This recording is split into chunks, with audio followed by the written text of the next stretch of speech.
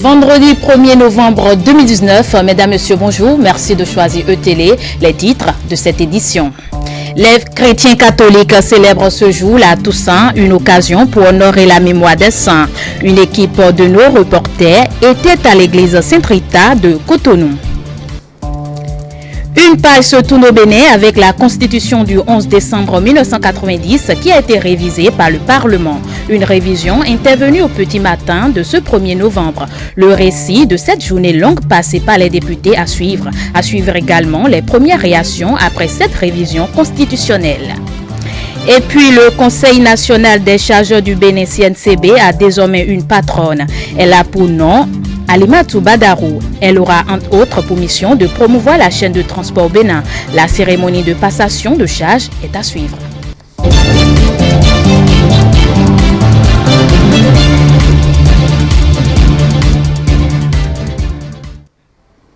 Bienvenue à tous. Je le disais à l'instant, les fidèles de l'Église catholique célèbrent ce jour la Toussaint. À cet effet, ceux de l'Église de Saint-Rita de Cotonou ont pris part à une messe en l'honneur des saints ce 1er novembre 2019. Les fidèles ont été invités par le Père célébrant à mener une vie de sainteté. Reportage.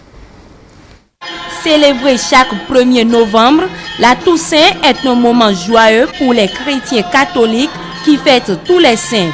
À cette occasion, les chrétiens célèbrent une messe spéciale en mémoire des saints connus ou non connus qui ont été de leur vivant des témoins du Christ et qui ont mené une vie de clémence. Comme l'enseigne l'évangile de ce jour, chaque chrétien doit se repentir, être heureux et faire preuve de sainteté afin d'avoir la vie éternelle. C'est comme le nom le dit, c'est la fête de tous les saints qui communément annonce la fête des défunts pour le 2. Nous sommes venus pour prier pour tous les saints. Il est dit, il est promis dans la Bible que tous ceux qui mènent une bonne vie, leur récompense dans les cieux. Voilà ce que je peux dire globalement de l'enseignement qui est tiré aujourd'hui de l'évangile de ce jour. Vous avez entendu l'évangile d'aujourd'hui. C'est tout simplement le cœur que nous devons avoir pour vivre sur cette terre. Il faut avoir le cœur d'enfant. Cette exhortation nous amène, nous, chrétiens, à repenser notre vie chrétienne. Les fidèles chrétiens sont conscients de ce qui est de leur devoir en tant qu'enfants de Dieu. Ainsi, la fête de la Toussaint annonce la célébration des disparus au sein de chaque famille. Changeons de registre à présent, vous le savez, c'est désormais effectif. La loi fondamentale du Bénin de 1990 a connu pour la toute première fois de son histoire des amendements. Cette loi a été adoptée à l'unanimité par les députés de la 8e législature. La proportion des 4/5e requis donc pour l'adoption de la révision a donc été dépassée. Dieudonné Babatunde et Jean-Marie Kedolou pour le point. L'Assemblée nationale a adopté la loi numéro 2019-40 portant révision de la loi numéro 90-32 du 11 décembre 1990 portant constitution de la République du Bénin à l'unanimité des députés présents et représentés, soit 83 supérieur au nombre 67 qu'on voulait. Au terme de moult tentatives, cela a fini par se concrétiser. L'amendement de la Constitution du Bénin, une émanation de la volonté du chef de l'État Patrice Talon depuis 2016 et de la volonté des partis politiques au dialogue politique. C'est un travail de sape qui n'a pas été de tout repos parce que passé en procédure d'urgence. La commission des lois s'y est attelée sans désemparer pour rendre son rapport dans les délais requis. La constitution béninoise est vieille, 29 ans déjà. Le monde a évolué et l'on doit donc retoucher à la loi fondamentale pour l'actualiser et l'arrimer à la modernité. Tous le reconnaissent et se réjouissent de l'aboutissement de ce projet. J'invite les collègues à être fiers, même si il y aura des critiques, des commentaires dans les réseaux pour pouvoir nous diffamer. Moi, je suis fier d'être béninois et je suis heureux que désormais, la constitution de notre pays est amendable et on va toujours l'amender pour régler des problèmes de l'heure. Contrairement à ce que j'ai entendu de mes collègues, je ne voudrais pas dire que nous sommes en train d'organiser la révision de la Constitution. Non, Monsieur le Président. Nous sommes en train d'obéir à la volonté politique de notre peuple.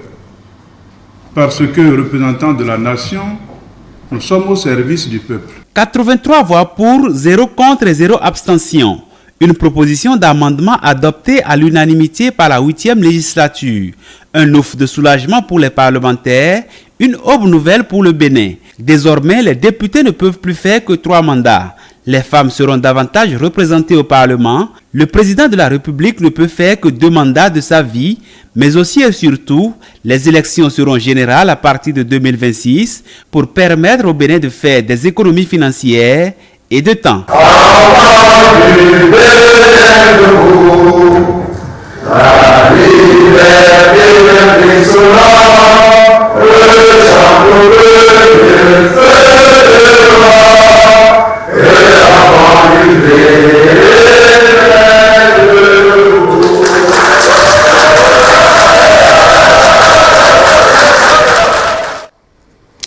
Et puis les réactions tombent déjà, les populations apprécient cette révision constitutionnelle.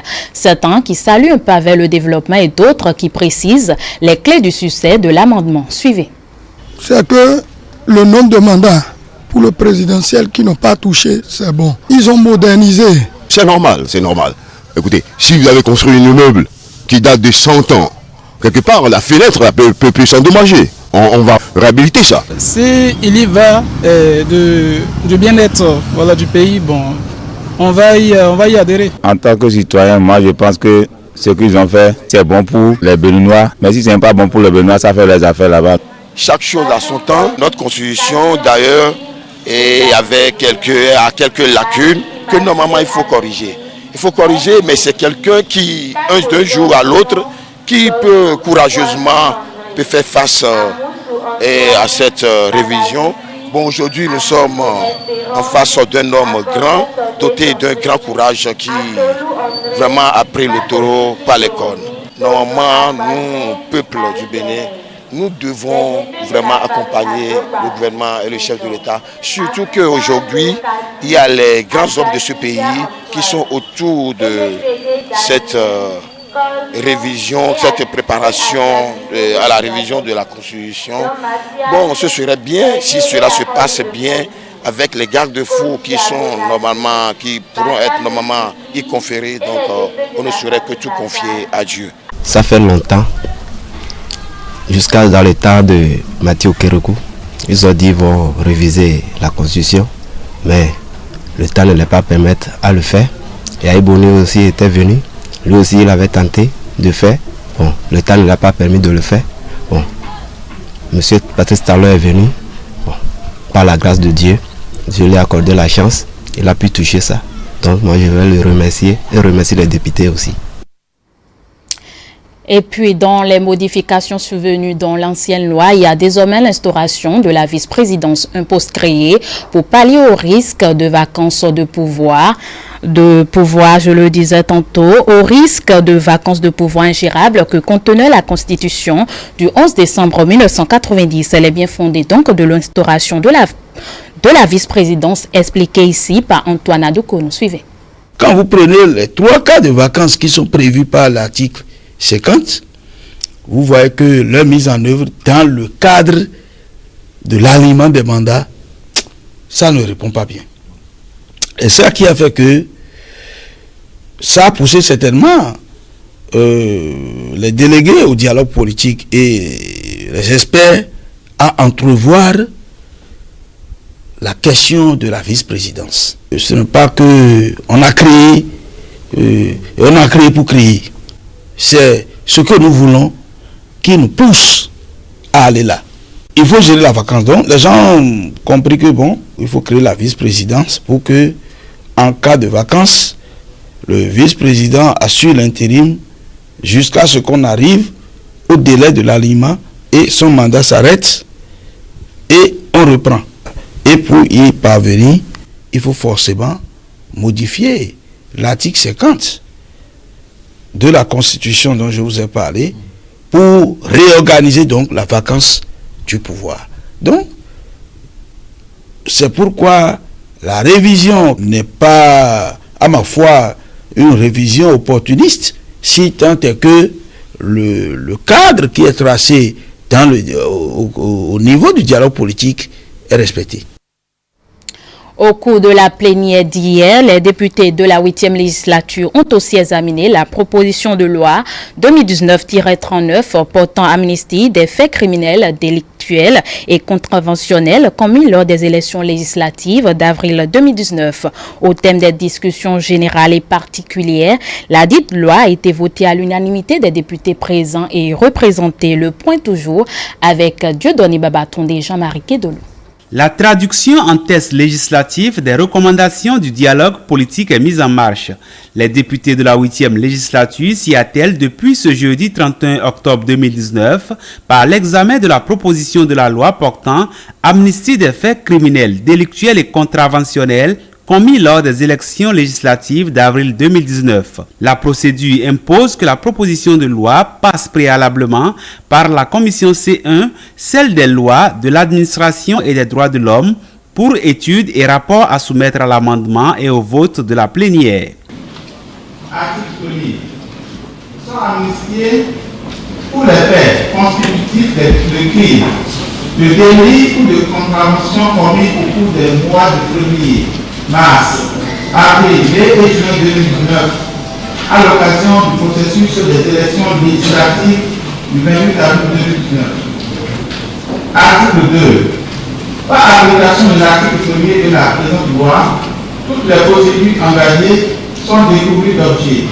Les jugements ou arrêts prononcés non advenus et les personnes détenues à titre provisoire ou à la suite de l'exécution des jugements ou arrêts prononcés doivent être libérés si elles sont retenues pour autre cause légale. Article 3.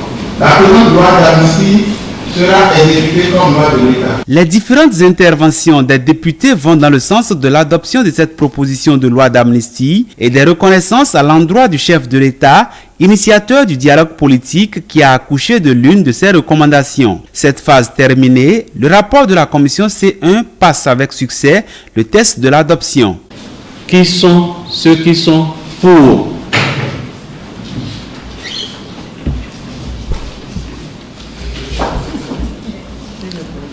Merci.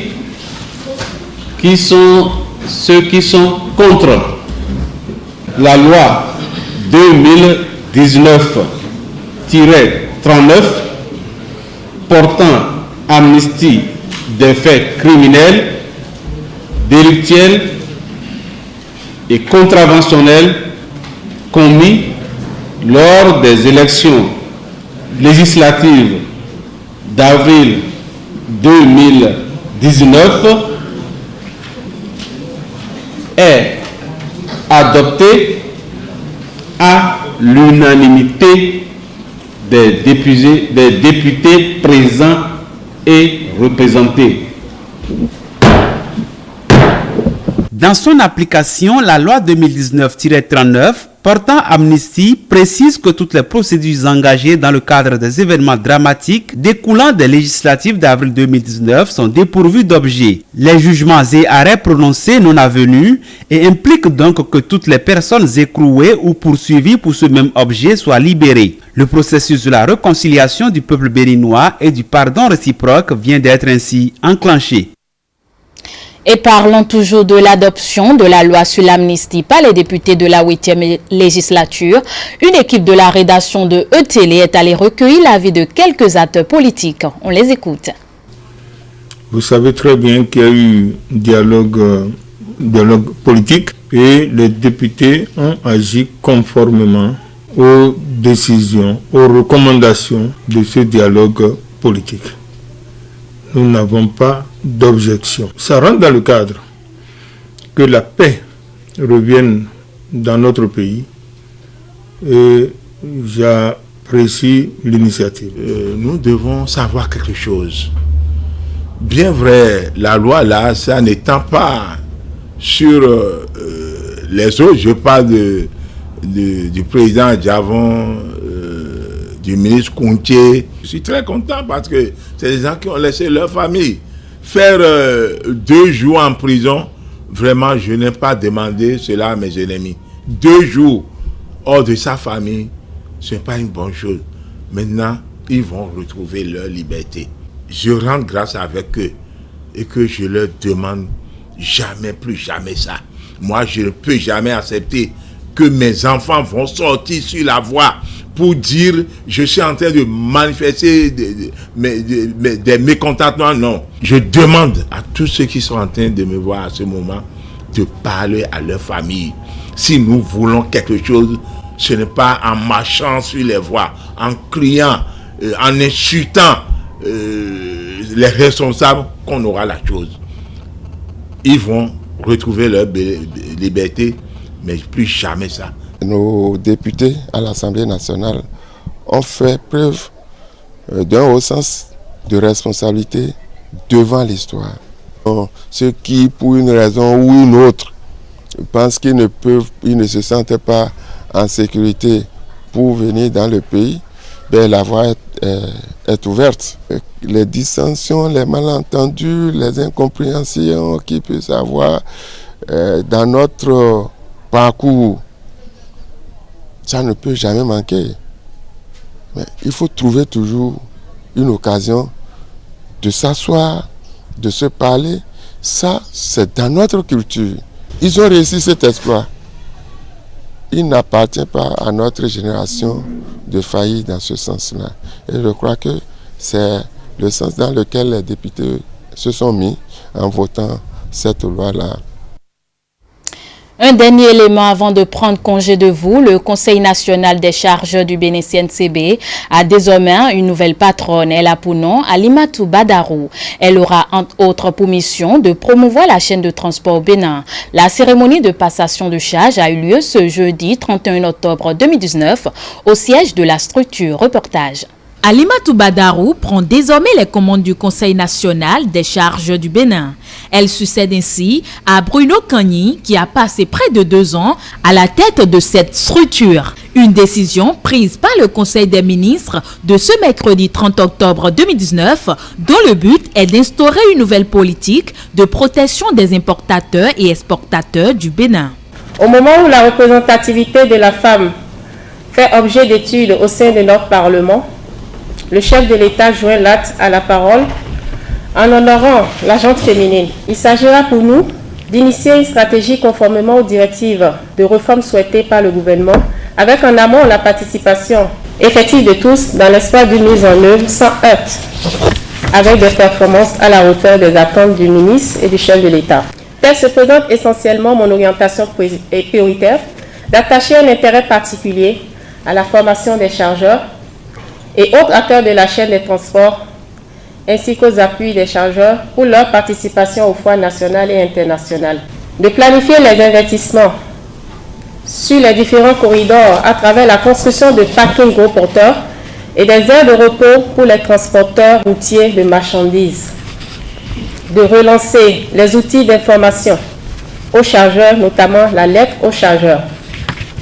De travailler en concert avec les autres acteurs portuaires pour la réduction du temps de passage portuaire. Après avoir félicité la nouvelle directrice pour les grands axes sur lesquels se portera sa gouvernance, le personnel par la voix du secrétaire général du Centra CNCB a promis l'accompagner dans sa nouvelle mission afin de donner une notoriété à la structure. Le personnel du CNCB est prêt, sous votre leadership éclairé, à relever le défi d'un CNCB véritablement éclairé. Vous savez mieux que moi que diriger, c'est convaincre les autres à travailler ensemble dans la même direction pour atteindre les objectifs. Les moyens financiers pour relancer le CNCB sont disponibles. Les moyens matériels et techniques sont disponibles. Tous les profils ressources humaines dont vous avez besoin sont disponibles également.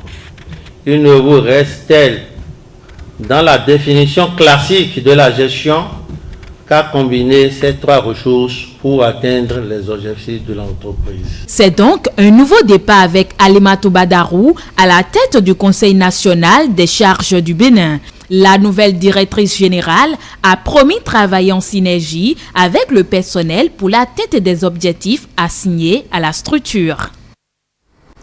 Ainsi se referme cette édition. Merci de l'avoir suivi. Bonne suite des programmes sur E-Télé, la chaîne de l'excellence.